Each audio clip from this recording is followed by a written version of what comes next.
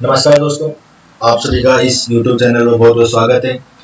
आज का जो हमारा लेक्चर होने वाला है वो बीएससी फोर्थ सेम की जो मैथमेटिक्स की जो बुक है पार्शियल डिफरेंशियल इक्वेशन और डिफरेंशियल इक्वेशन इस पर होगा, है ना। तो आज हम इससे जो बुक है इस बुक को हम स्टार्ट करने जा रहे हैं बीएससी फोर्थ सेम। और जो आपका सिलेबस होगा वो महाराजा गंगा सिंह जो यूनिवर्सिटी है बीकानेर, उसके अकॉर्डिंग मैं आपको करवाने जा रहा हूँ।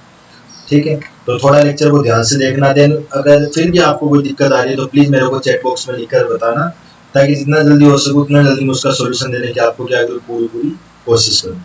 ठीक है, तो जो हमारी जो बुक है ना, इसमें आपकी देखो दो बुक है। पहली जो आपकी बुक है वो आपकी कौन सी डिफरेंशियल इक्वेशन, वो आपकी कौन सी डिफरेंशियल इक्वेशन,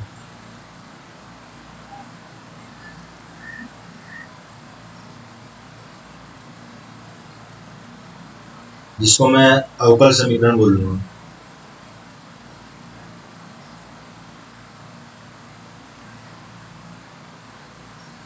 ठीक है, और एक इसके साथ में आपकी है पार्शियल डिफरेंशियल इक्वेशन,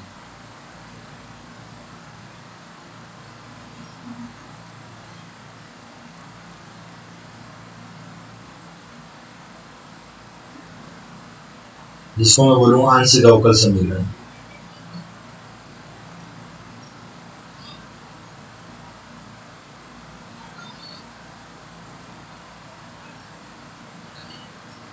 अब इसमें क्या है कि जो आपकी अवकल समीकरण है ये तो आपको देकर जाएगी 3 यूनिट, है ना। ये आपकी देकर जाएगी 3 यूनिट, और जो आपका पार्शियल डिफरेंशियल इक्वेशन है वो आपको देकर जाएगी 2 यूनिट। तो अब क्या हो रहा है कि सेमेस्टर वाइज एग्जाम हो रहा है, तो सेमेस्टर वाइज एग्जाम में क्या होगा कि दोनों की दोनों बुक आपको देखनी पड़ेगी। पहले क्या होता था कि ईयरली एग्जाम होते थे आज से 2 साल पहले, तो उसमें क्या होता था कि ज्यादातर जो बच्चे थे, है ना, अधिकतम जो बच्चे थे वो डिफरेंशियल इक्वेशन पढ़ के जाते थे, वहां से 3 यूनिट होती थी। तो 3 यूनिट होने का मतलब ये है कि उनके जो सी सेक्शन है, सी सेक्शन का 3% 12-12 नंबर के आते थे, वो कंप्लीट हो जाते थे। वहां पर 5 में से 3 करने होते थे। टोटल क्वेश्चन वहां पर 5 आते थे और 5 में से 3 क्वेश्चन उनको करने होते थे। तो वो क्या करते थे, डिफरेंशियल इक्वेशन पढ़ लेते थे और पार्शियल डिफरेंशियल इक्वेशन को छोड़कर जाते थे। तो अब क्या हो रहा है कि दोनों का दोनों आपको पढ़ना पड़ेगा, है ना। दोनों के दोनों जो बुक है बहुत इजी बुक है। और एक बात ये ध्यान में रख लेना, जो आपने अगर डिफरेंशियल इक्वेशन पढ़ ली तो आपको पार्शियल डिफरेंशियल इक्वेशन इजीली समझ में आ जाएगी। चार्ज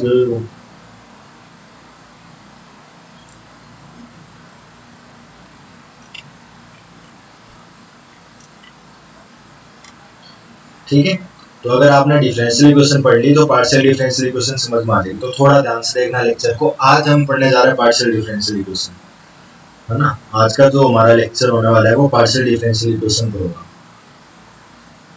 और डिफरेंशियल इक्वेशन तो आपने पहले से भी पढ़ ली होगी। अवकल समीकरण आपने जो 12th क्लास में, है ना, 12th क्लास में एक चैप्टर चलता था अवकल समीकरण पर, तो वहां पर आपने अच्छे तरीके से समझ में आ गई। तो डिफरेंशियल इक्वेशन डिट्टो वो का वही है पूरा, है ना। डिट्टो वो का वही है। जब आप 12th क्लास है तो 12th क्लास में क्या था कि वहां पर मेथड कम थे, और यहाँ पर वो के वही मेथड है और प्लस में कुछ अलग मतलब और मेथड इसमें ऐड हुए हैं। तो अगर आपने आपकी 12th क्लास में अच्छे तरीके से समझ में, है ना, पढ़ी हुई है, तो यहाँ पर आप इजीली इसको क्या कर सकते हो, सोल्व कर सकते हो। तो हम बात करते हैं पार्शियल डिफरेंशियल इक्वेशन पर। और पार्शियल डिफरेंशियल इक्वेशन में जो आपका चैप्टर नंबर फर्स्ट है वो आपका linear partial differential equation of first order.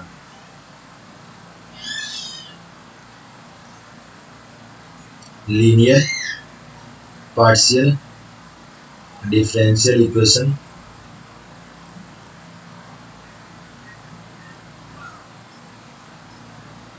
Of first order,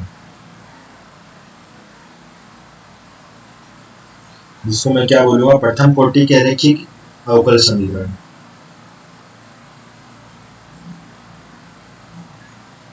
प्रथम कोटि के रैखिक अवकल समीकरण।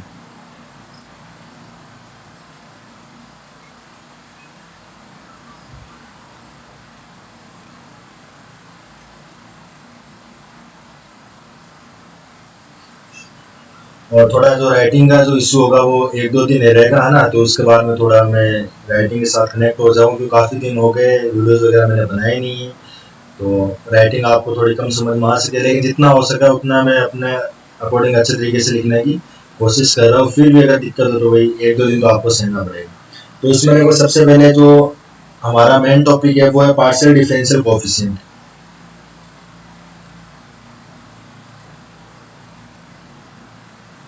जिसको मैं क्या बोलूंगा, आंशिक अवकल गुणांक।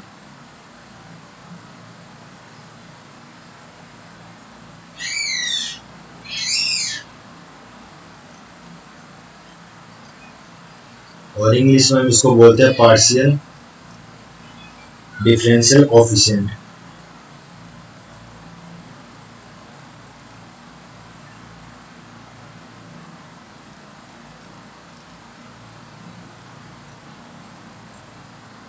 इसकी परिभाषा को देखना एक बार, क्या है बोल रहे हैं, यदि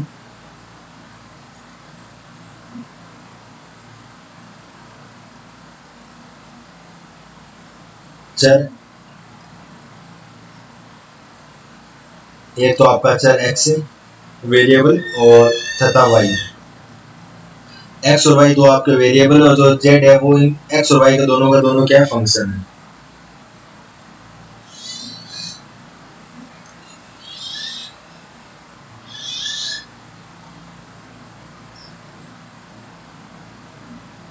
फलन का मतलब फंक्शन, फंक्शन हो तो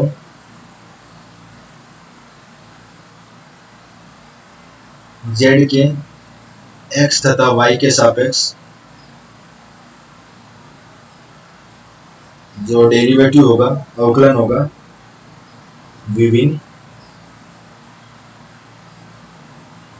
अवकल गुणांकों के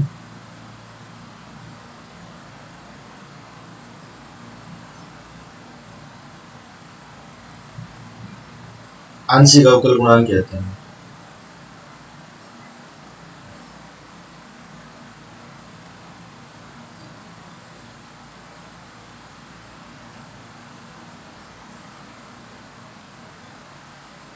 देखो परिभाषा में क्या बोल रहा है कि जो आपका z होगा वो x और y का कोई फंक्शन होगा, यानी जो z होगा वो x और y पर डिपेंड करेगा। जैसे जैसे x और y का नेचर बदलेगा वैसे वैसे z बदलता रहेगा, यानी जो z होगा वो किस पर डिपेंड है, x और y पर डिपेंड है।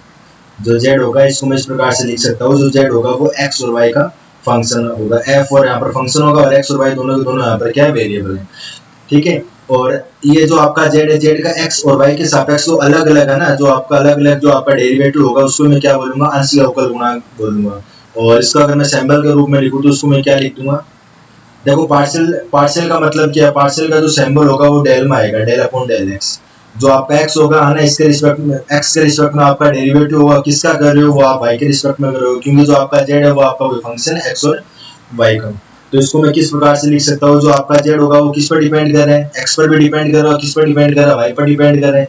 अगर ये x पर डिपेंड कर रहा है तो इसका जो डेरिवेटिव होगा वो x के रिस्पेक्ट में हो जाएगा, y पर डिपेंड कर रहा है तो इसका जो डेरिवेटिव होगा वो y के रिस्पेक्ट में हो जाएगा, यानी डेल z बटा डेल x हो जाएगा, डेल z बटा डेल y हो जाएगा। एक बार और कर दो, डेल का स्क्वायर z बटा डेल x का स्क्वायर, डेल का स्क्वायर z बटा डेल y का स्क्वायर। ठीक है ना, क्योंकि z का, देखो z का अवकलन किसके रिस्पेक्ट में हो रहा है, x के रिस्पेक्ट में हो रहा है। जिसके रिस्पेक्ट में हो रहा है इसका मतलब क्या हो रहा है कि जो z है वो उस पर क्या कर रहा है, डिपेंड कर रहा है। और z अगर उस पर डिपेंड कर रहा है इसका मतलब क्या हो गया, z उसका कोई फंक्शन होगा, ये तो मैंने यहाँ पर बोला है।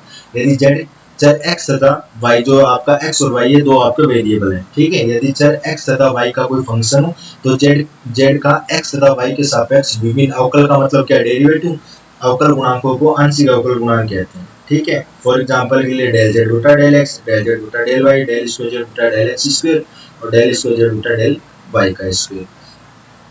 ये आपकी जो परिभाषा होगी वो किसकी होगी, आंशिक अवकल गुणांक की परिभाषा होगी। इसका जो अगली वाली जो डेफिनेशन है वो, अगर इसका देखो स्टैंडर्ड फॉर्म वो लिखना चाहो, आप स्टैंडर्ड नोटेशन वो लिखना चाहते हो, मानक संकेतन वो लिखना चाहते हो,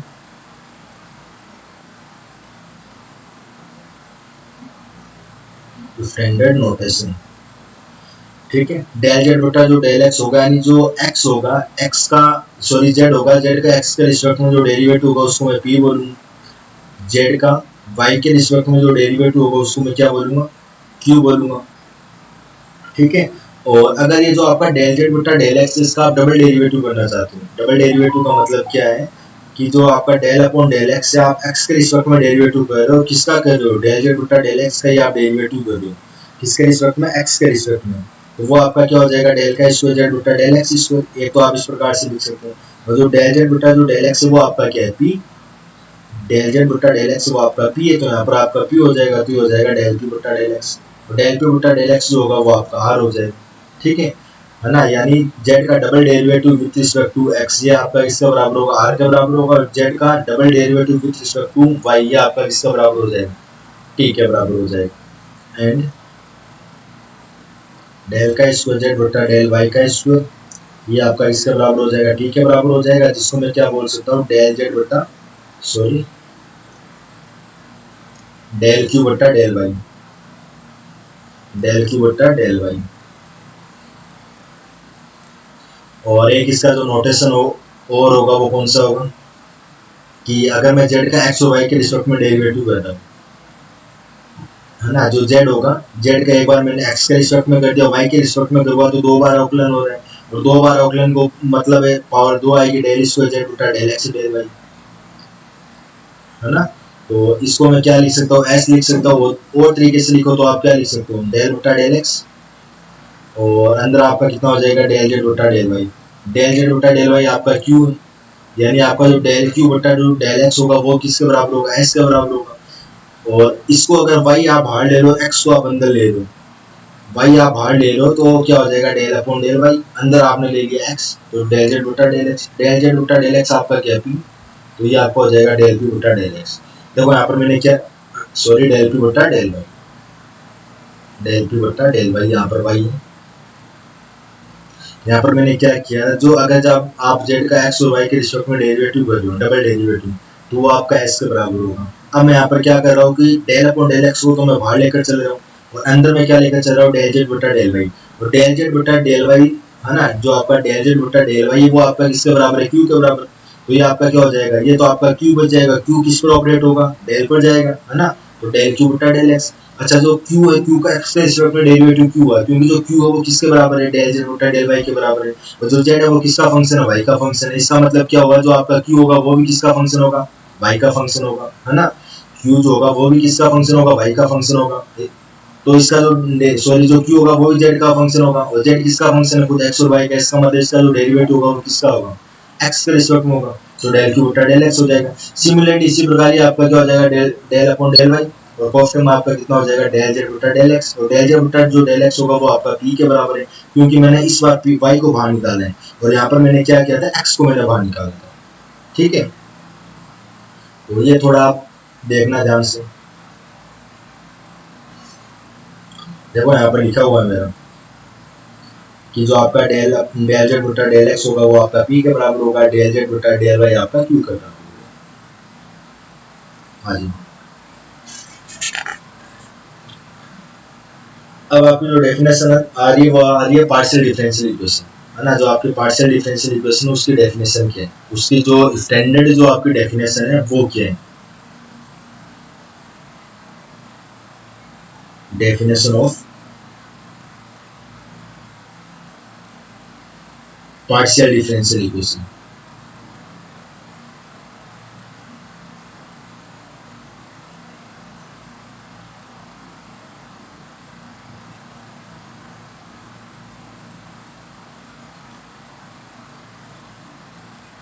इसकी डेफिनेशन क्या बोली है, एक अथवा अधिक आंशिक अवकल गुणांकों वाले समीकरण को आंशिक अवकल समीकरण कहते हैं। एक या एक से अधिक, है ना, एक या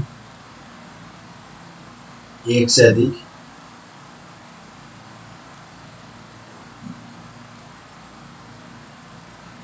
आंशिक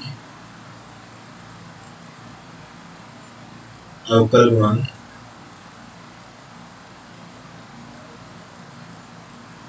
वाले समीकरण को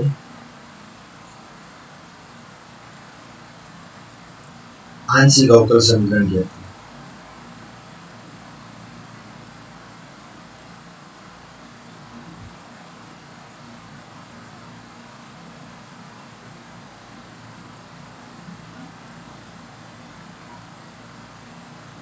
यानी ये बोल रहा है, अगर आपकी कोई गिवन इक्वेशन होगी और गिवन इक्वेशन में एक या एक से अधिक जो आपकी पार्शियल डिफरेंशियल जो कोएफिशिएंट होगा अगर वो उसमें इन्वॉल्व हो रहे हो, तो इस प्रकार की जो डेफिनेशन होगी, है ना, इस प्रकार की जो समीकरण होगी वो आपकी क्या कहलाएगी, पार्शियल डिफरेंशियल इक्वेशन कहलाएगी। ठीक है, अब अगला वाला जो टॉपिक है वो हमारा order of partial differential equation, very very most important. यहाँ से एक नंबर में क्वेश्चन आपका बन सकता है। आपको कोई गिवन इक्वेशन होगी, और गिवन इक्वेशन होगी तो एग्जामिनर आपसे ये पूछेगा कि इस गिवन इक्वेशन का ऑर्डर कितना होगा। ठीक है, order of partial differential equation.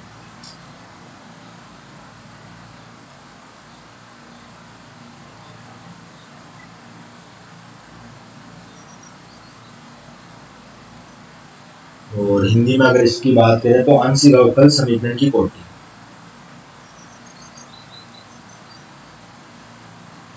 आंशिक अवकल समीकरण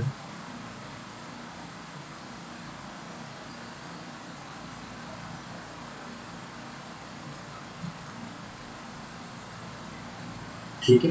तो ये आपका क्या बोल रहा है कि देखो साधारण अवकल समीकरण है ना, जब आप अवकल समीकरण पढ़ोगे और पार्शियल डिफरेंशियल इक्वेशन पढ़ोगे, पार्शियल डिफरेंशियल इक्वेशन और अवकल समीकरण में कुछ ज्यादा डिफरेंट नहीं है। वहां पर क्या होता था कि जो आपका जेड मतलब जो आपका वाई था वो एक्स का फंक्शन था, है ना। वो यहाँ पर वहां पर देखो दो वेरिएबल, वहां पर वेरिएबल सिर्फ आपका कौन सा था, एक्स था, है ना। वहां पर जेड नहीं था आपका, वहां पर जो आपका चर था वो सिर्फ एक्स था। और जो वाई था वहां पर वो किसका फंक्शन था, वो एक्स का फंक्शन था।